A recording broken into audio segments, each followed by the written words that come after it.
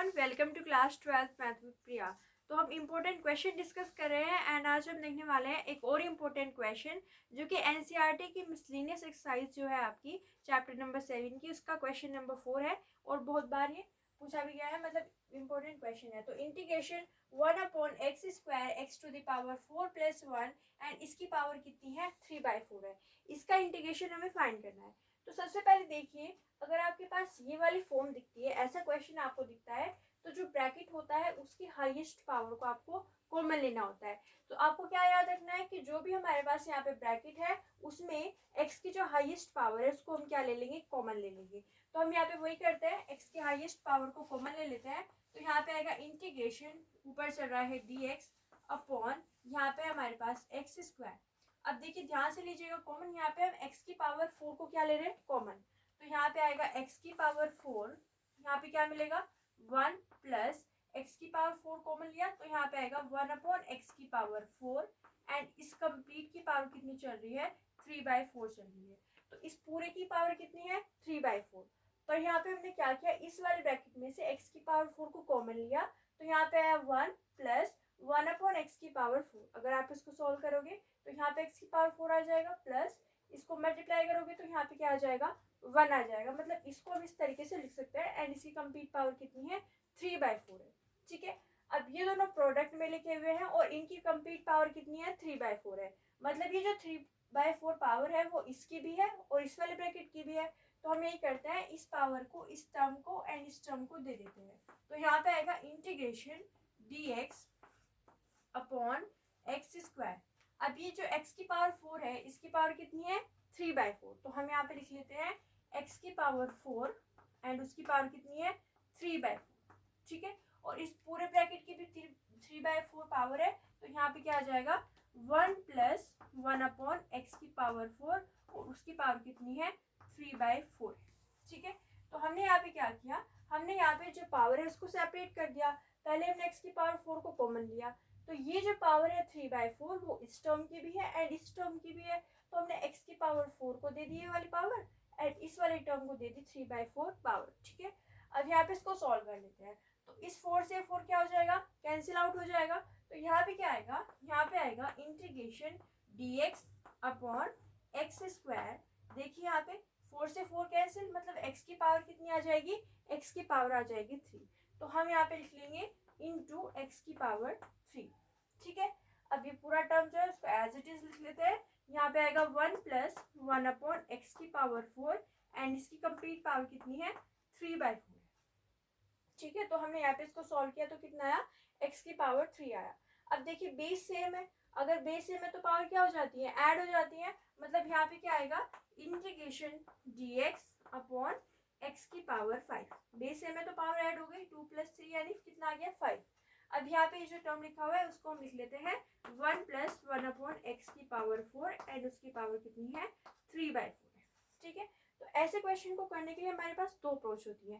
पहला क्या, पहला आपको ये ध्यान रखना है कि यहाँ पे हाईएस्ट पावर को कॉमन लेना है। तो हाईएस्ट पावर x की पावर 4 थी, उसको हमने कॉमन ले लिया। अब थोड़ा सा सॉल्व करोगे तो आपके पास कुछ ऐसी फॉर्म मिलेगी। इसके बाद में सेकंड अप्रोच होती है कि हम यहाँ पे सब्स्टिट्यूशन मेथड लगाएंगे।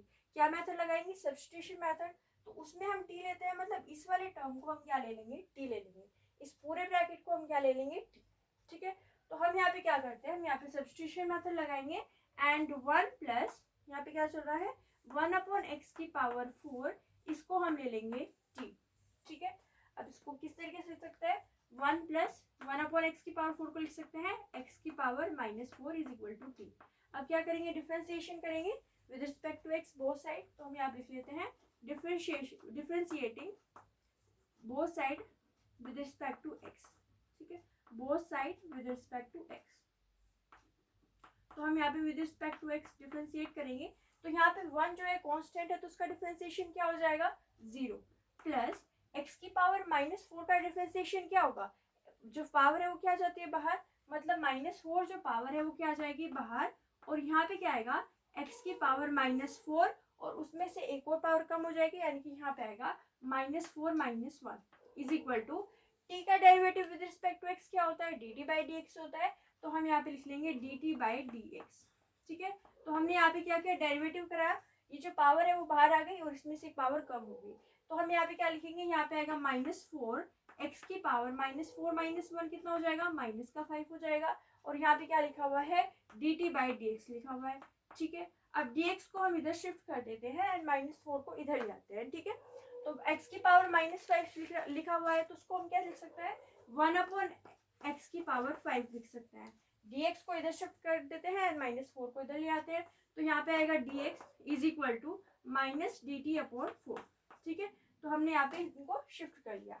अब ये जो हमने लिया है, इसको t लिया है एंड इसको लिया है -dt/4, ये जो है हम अपने इस क्वेश्चन में पुट कर देंगे। तो देखिए यहाँ पे इंटीग्रेशन 1/x की पावर 4 dx 1/x की power 5 dx is equal to -dt/4। यहाँ पे x की पावर 5 है तो यहाँ पे क्या आएगा, इंटीग्रेशन 1/x की पावर 5 dx, इसको क्या लिख देंगे, -dt/4 लिख देंगे।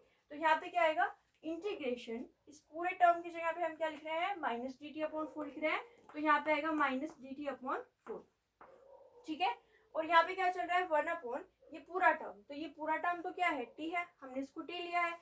तो यहाँ पे क्या आएगा, 1/t की पावर 3/4। ठीक है, इसकी जगह पे हमने क्या सब्स्टिट्यूट कर दिया, t, और पावर कितनी है, पावर है 3/4।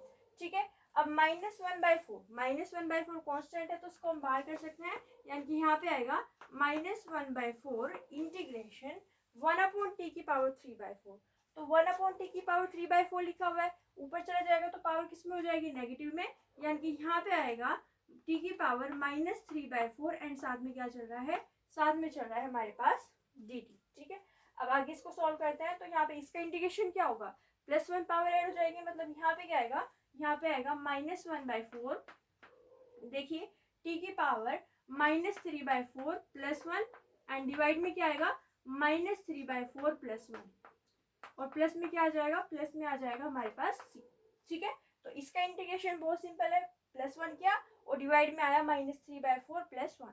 ठीक है, अभी क्या आएगा, -1/4, इसको सॉल्व करते हैं तो t की पावर -3/4 +1, तो ये कितना हो जाएगा, 1/4 हो जाएगा। तो यहाँ पे हम क्या लिख देंगे, ये हो जाएगा हमारे पास 1/4 अपॉन 1/4 एंड प्लस में क्या चल रहा है, प्लस में चल रहा है c। ठीक है, अब इसको ऊपर ले जाते हैं तो मतलब यहाँ पे आने वाला है -4/4, t की पावर कितना है, चल रहा है यहाँ पे 1/4 + c, तो ये कैंसिल आउट हो जाएगा, यानी कि यहाँ पे आएगा माइनस। अब t की वैल्यू पुट कर देते हैं, तो t क्या है, t की पूरा टर्म है, इसको हम यहाँ पे लिख देते हैं। तो यहाँ पे आएगा 1 + 1/x की पावर 4 एंड उसकी पावर कितनी है, 1/4 प्लस में क्या है, c है। तो ये आ गया हमारे पास इसका आंसर। ठीक है, तो यहाँ पे हमने इसको इस तरीके से किया, आप यहाँ पे लाइन बना सकते हो, पहले यहाँ से यहाँ, फिर यहाँ पे यहाँ। ठीक है, ओके, एक बार फिर से देख लेते हैं हमने इसको कैसे सॉल्व किया। सबसे पहले आपको क्या करना है, सबसे पहले ऐसी फॉर्म लिखने पर जो हाईएस्ट पावर होती है उसको कॉमन ले लेते हैं, मतलब यहाँ पे x की पावर 4 कॉमन लिया। अब ये जो टर्म था यहाँ पे क्या मिला, 1 + 1/x की पावर 4 एंड आपको यहाँ पे ध्यान रखना है कि इस पूरे कंप्लीट की पावर कितनी है, 3/4 है। अब यहाँ पे इस कंप्लीट की पावर 3/4 है, मतलब क्या है, यहाँ पे x की पावर 4 जो है उसकी पावर भी 3/4 है एंड इस पूरे टर्म की भी पावर कितनी है, 3/4 है।